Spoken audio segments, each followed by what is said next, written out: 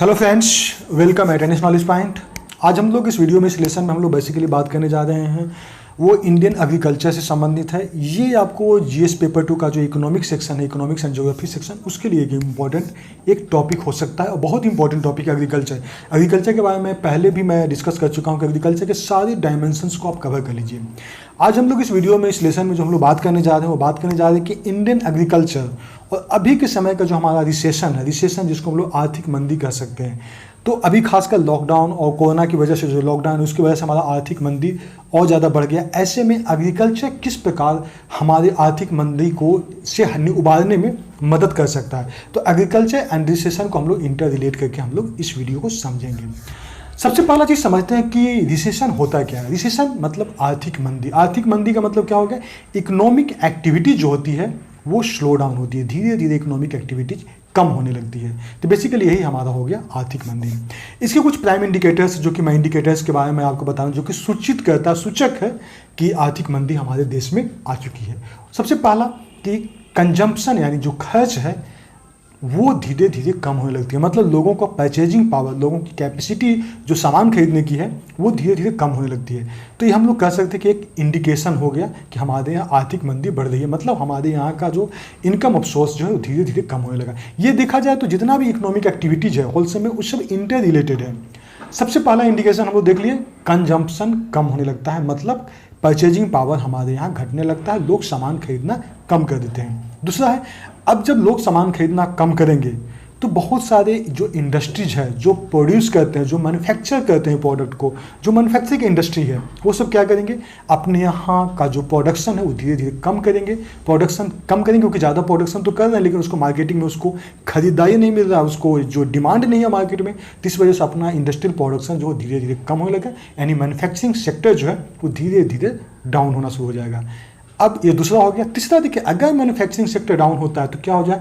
Manufacturing industry में बहुत सारे लोग जो है काम करते हैं। अब चूंकि उसका industry, manufacturing industry slow down में जा रहा है, तो क्या करेगा? वो अपने लोगों को निकालना शुरू करेगा, क्योंकि वो आर्थिक उसका जो समस्या हो रहा है, नुकसान में जा रहा है, तो उसको निकालने के लिए वहाँ के लोगों को वो निकालेगा। लोगों को निकालेगा तो ये हमारा तीसरा हो गया, अनएम्प्लॉयमेंट बढ़ेगा, बेरोजगारी बढ़ेगा। तो सबसे पहला हम लोग क्या देख लिए? कंजम्पशन घट जाएगा। दूसरा है इंडस्ट्रियल प्रोडक्शन घट जाएगा। तीसरा है कि जो बेरोजगारी का दर हो वो काफ़ी ज़्यादा बढ़ जाएगा। अब बेरोजगारी का दर बढ़ जाएगा तो लोगों के पास जो पहले का सेविंग्स था, जो बचत था, अभी तो उसके पास कोई नया इनकम का सोर्स है नहीं, तो जो पहले का जो बचत है वो धीरे धीरे वो कम होने लगेगा। तो हमारे यहाँ सेविंग्स भी कम होने लगेगा। सेविंग्स कम होगा तो हमारी परचेजिंग पावर कम हो जाएगा। हमारे यहाँ शेयर मार्केट धीरे धीरे फॉल करने लगेगा और शेयर मार्केट फॉल करते ही धीरे धीरे हमारा होल बिजनेस जो है वो धीरे धीरे बैंकक्रप्ट होने लगेगा और धीरे धीरे सारा नुकसान। इसी को हम लोग पूरा जो होलसेल में देखा जाए तो टोटल एक्टिविटी जो है वो धीरे धीरे करके स्लो डाउन होने लगता है। इसी को हम लोग आर्थिक मंदी या रिसेशन कहते हैं। इंडिया में अगर हम लोग एग्रीकल्चर की बात करें तो इंडिया में एग्रीकल्चर जो है लगभग 60% लोगों को डायरेक्टली और इनडायरेक्टली एम्प्लॉयमेंट देता है, रोजगार देता है, जिसमें लोग डायरेक्टली या इनडायरेक्टली रूप से इसमें इन्वॉल्व होते हैं। एग्रीकल्चर एंड एलाइड सेक्टर, जो एग्रीकल्चर से संबंधित सेक्टर हो गया, जैसे कि डेयरी हो गया, बी कीपिंग हो गया, मधुमक्खी पालन हो गया, फार्मिंग हो गया, जैसे कि पशुपालन हो गया या फिर मुर्गी पालन हो गया, ये सब एग्रीकल्चर का एक पार्ट हो जाता है। उसके एग्रीकल्चर के एलाइड सेक्टर्स में इसको काउंट किया जाता है। ठीक है, तो ये इस तरह से और घटता चला जाएगा। अब हम लोग देखें कि इंडियन एग्रीकल्चर में क्या चैलेंजेज है, क्या समस्याएं हैं। मैं अभी व्हाट्सएप ग्रुप में भी मैं लोगों से, मैं स्टूडेंट लोग से क्वेश्चन पूछाता है कि क्या चैलेंजेज है। चैलेंजेज आपके पास बहुत सारे हैं, आप एग्रीकल्चर में बहुत सारे चैलेंजेज को गिना सकते हैं, लेकिन आपको कुछ मेन जो चैलेंजेज है 5-6 उसको दिखाना है। उसके अंदर आप सब कैटेगरीज करके उसको डिवाइड कर सकते हैं। सबसे पहला जो इंडियन एग्रीकल्चर का जो समस्या है वो ये है कि हमारे यहाँ का जो किसान है, जो फार्मर्स हैं, उनका प्रॉपर जो है इनकम नहीं हो पा रहा है। उनका इनकम धीरे धीरे घटता जा रहा है और उनकी कैपेसिटी जो है घटती जा रही है। तो अब जो इनका इनकम घट रहा है तो लोगों का धीरे धीरे उसमें इंटरेस्ट घटता जा रहा है। तो सबसे पहला जो समस्या है हमारे एग्रीकल्चर को वो है कि इनकम जो है, फार्मर्स का इनकम उस लेवल का नहीं हो रहा जिस लेवल का मेहनत उन लोग करते हैं, जिस तरह का एग्रीकल्चर प्रोड्यूस करते हैं। इसके लिए सरकार को कुछ या तो उसको मार्केटिंग फैसिलिटी या फिर कुछ उसको और ऐसे प्रोवाइड करना चाहिए प्लेटफॉर्म जहाँ पे उनको कि एग्रीकल्चर जो फार्मर्स हैं उनको इनकम हो सके, इनके बढ़ोतरी हो सके। प्रधानमंत्री नरेंद्र मोदी के द्वारा भी शुरुआत किया गया 10 पॉइंट उन्होंने गिनाया था, जिसके द्वारा कि एग्रीकल्चर प्रोडक्ट्स का जो इनकम है उसको बढ़ावा देने के लिए सरकार का प्रयास किया गया था। तो पहला हो गया कि इनकम का फार्मर्स बढ़ाया जाए, समस्या है। दूसरा है कि पॉपुलेशन हमारे यहाँ काफ़ी तेज़ी से बढ़ रहा है, उस वजह से उसके तुलना में उसके प्रोपोर्शन में हमारे यहाँ एग्रीकल्चर प्रोडक्ट का जो है प्रोडक्शन नहीं हो पा रहा है। तो इस वजह से क्या हो रहा है कि हमारे देश पे जो है धीरे धीरे बर्डन बढ़ता चला जाए और हमारे यहाँ एग्रीकल्चर का प्रोडक्शन नहीं हो रहा उस लेवल का, लेकिन हमारे यहाँ पॉपुलेशन बढ़ते जा रहा है। सेकंड चैलेंज हो गया पॉपुलेशन। तीसरा हो गया कि अनएम्प्लॉयमेंट की बात करें तो एग्रीकल्चर एक ऐसा सेक्टर होता है जिसमें कि अनएम्प्लॉयमेंट देखा जाए तो वो बढ़ रहा है। अनएम्प्लॉयमेंट का मतलब होता है डिस्गाइज अनएम्प्लॉयमेंट की बात करें, डिस्गाइज मतलब प्रछन्न बेरोजगारी जो कहते हैं। मतलब किसी भी एग्रीकल्चर फार्म में, किसी भी एग्रीकल्चर जो खेत होता है उसमें 2 आदमी वो खेत में काम कर सकता है जो कि कंप्लीट कर लेगा, लेकिन उसमें 2 आदमी के बजाय उसमें 4 लोग उस खेत में काम कर रहे हैं। तो क्या हो गया कि 2 लोगों का अगर वो हटा भी दें तब भी उसका काम तो ज़्यादा नुकसान नहीं हो रहा है। तो ऐसे में जो 2 लोग हैं वो डिस्गाइज अनएम्प्लॉयमेंट मतलब छुपी हुई बेरोजगारी के वो शिकार हैं। तो ये छुपी हुई बेरोजगारी का बहुत ज़्यादा शिकार जो है इसमें एग्रीकल्चर सेक्टर में देखा गया है। ये शायद चैलेंज हो गया। हमारे यहाँ प्रॉपर मार्केटिंग का भी अभी तक वो प्लेटफॉर्म नहीं डेवलप किया गया है। भारत सरकार के द्वारा बहुत सारे ऐसे नए नए स्टेप्स उठाए गए हैं, लेकिन अभी भी वो लेवल नहीं पहुँच पाए। तो हमारे यहाँ मार्केटिंग और ट्रांसपोर्टेशन का अभी भी दिक्कत हो रही है। उसके अलावा हम लोग देखें तो हमारे यहाँ क्वालिटी सीड्स जो है हाई यील्डिंग वैरायटी HYV, जो कि हमारा ग्रीन रिवॉल्यूशन जब हरित क्रांति आया था उसमें इस सीड पे काफ़ी जोर दिया गया था, लेकिन अभी भी इसका असर सभी देश के सभी राज्यों में इसको उपलब्ध नहीं है। और इस वजह से कह सकते हैं कि हमारे यहाँ हाई यील्डिंग वैरायटी का जो सीड्स है, अच्छी क्वालिटी का सीड्स अभी भी हमारे यहाँ उपलब्ध नहीं है। उसके अलावा देखें तो हमारे यहाँ डिजास्टर एक बहुत बड़ी समस्या है। कभी सूखा हो जाता है, एक तरफ सूखा तो एक तरफ बाढ़ आ जाता है। अभी एक डिजास्टर के रूप में देख सकते हैं कि हमारे यहाँ लॉकडाउन, ये भी एक डिजास्टर ही है जो कि एग्रीकल्चर सेक्टर को बहुत नुकसान कर रहा है। प्रेजेंटली देखा जाए तो वो हमारा एग्रीकल्चर को नुकसान करने में सबसे बड़ा जो जिम्मेदारी अभी जो निभा रहा है, रोल निभा रहा है, वो है कोरोना और लॉकडाउन। इसकी वजह से हमारा काफ़ी ज़्यादा नुकसान हुआ। ये सारी चैलेंजेस थे। आप इस सारी चैलेंजेस को आप जो है पॉइंट आउट करें, उसके बाद में उसके जो सब सेक्टर्स है उसको आप लिख सकते हैं। लेकिन ये जो 5-6 पॉइंट है ये आपको सफिशिएंट आंसर जो है एग्रीकल्चर चैलेंज में दिला देगा।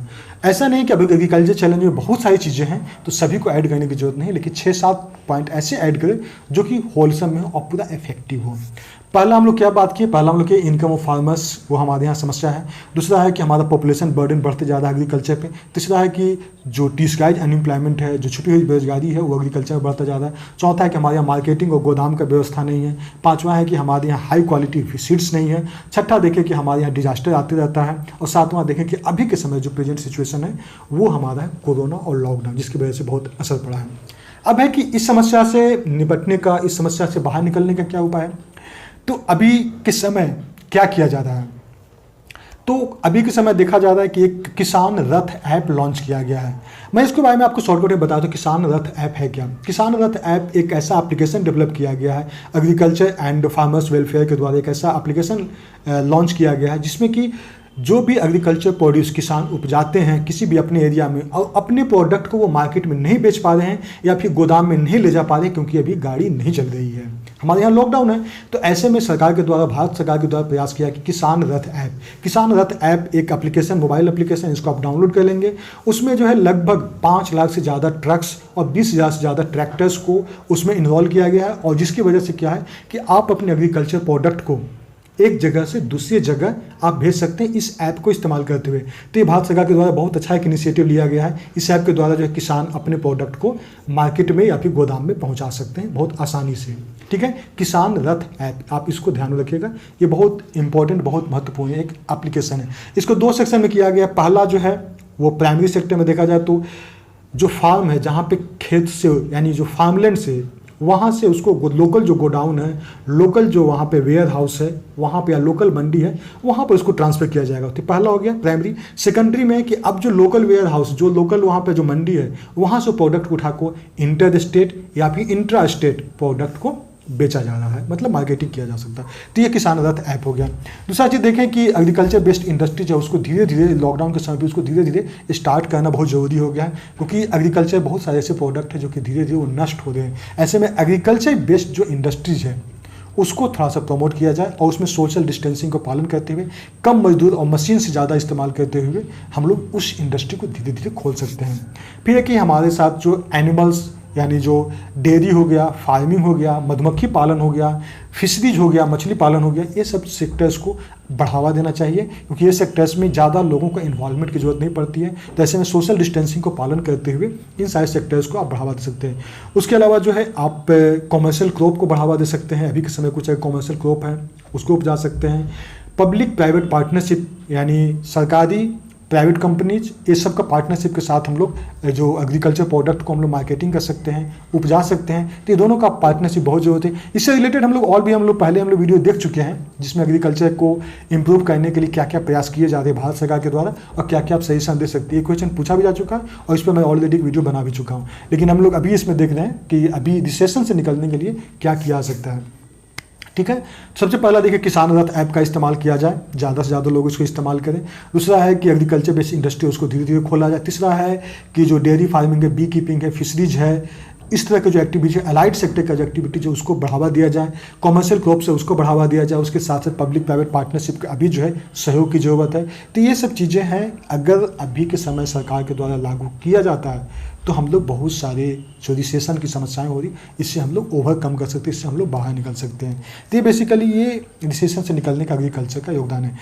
और भी बहुत सारी चीज़ें हैं जो कि भारत सरकार के द्वारा किया गया और किया जा रहा है। लेकिन चूंकि मैं आज का टॉपिक दिया हूं कि अभी के समय जो रिसेशन है, अभी के समय में भारत सरकार के द्वारा क्या किया जाना चाहिए या फिर क्या स्टेप्स उठाने चाहिए, उसके बारे में है।